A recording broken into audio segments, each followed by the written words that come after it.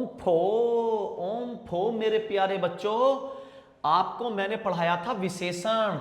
उसमें बेटा एक छोटी सी चीज जो पढ़ाने से मिस हो गई है, कभी पेपर में आ जाए तो एक भी चीज मैं आपकी छोड़ना नहीं चाहता। स्थान के आधार पर विशेषण वो मैंने पढ़ाए थे, प्रयोग के आधार पर वो पढ़ाए थे, प्रयोग के आधार पर पढ़ाए थे 4। ठीक है, अच्छा भैया ये पढ़ा रहा हूं मैं स्थान के आधार पर उद्देश्य विशेषण और विधेय विशेषण। भैया ये तो आपने हमें वाक्य में भी पढ़ाए थे।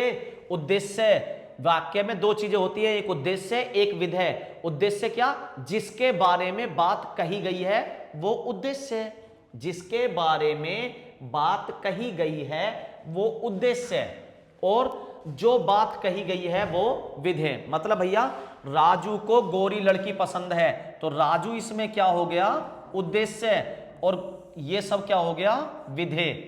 ये हो गया उद्देश्य और बाकी सब हो गया विधेय। भैया बिल्कुल ये तो आपने समझा दिया था वाक्य में, अब ये विशेषण में कहां से घुसा दिया, तो जरा ध्यान से सुनना बेटा। उद्देश्य ज्यादातर क्या होता था, कर्ता, है ना, तो यहां पे भी वही चीज ध्यान रखिए, विशेष्य के पहले, विशेष्य गलत लिख रहा, आप सही कर लेना, इसे आधा बना लेना, विशेष्य के पहले लगने वाला विशेषण। मतलब भैया जैसे यहां पे देखिए, इसमें विशेषण ढूंढिए, क्या राजू विशेषण है, नहीं भैया ये तो कर्ता है। लड़की गोरी, तो गोरी लड़की, तो लड़की की विशेषता बता दी वो गोरी है, तो यानी कि अगर विशेषण, तो विशेषण कौन सा हो गया, गोरी, विशेषण क्या हो गया इसमें, गोरी। तो अगर विशेषण पहले आ रहा है, जैसे लड़की से पहले आ रहा है यहां पे, तो उसे कहेंगे उद्देश्य विशेषण। गोरी लड़की, तो लड़की से पहले आ गया गोरी। ठीक है, मोटा लड़का, ठीक है, मोटा लड़का, तो मोटा कहां आ गया, लड़के से पहले, तो वो हो गया उद्देश्य विशेषण। अगर वो बाद में आए, जैसे राम मोटा है, तो राम की विशेषता बताई और आया कहां, राम के बाद।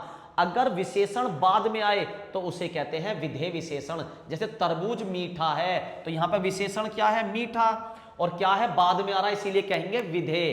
ठीक है, तो उद्देश्य विशेषण क्या है, पहले आता है, शब्द से पहले। भाई विशेषण किसे कहते हैं, संज्ञा सर्वनाम और विशेषण के पहले आए, सॉरी संज्ञा और सर्वनाम के, जो संज्ञा और सर्वनाम की विशेषता बताए। तो अगर संज्ञा और सर्वनाम के पहले कोई शब्द आके विशेषता बता रहा है तो उद्देश्य विशेषण, और अगर बाद में आके कोई, जैसे राम, राम संज्ञा, राम के बाद में आके विशेषता बता रहा है तो विधेय विशेषण। बात समझ में आई, बिल्कुल भैया, ओम फो समझ में आ गई।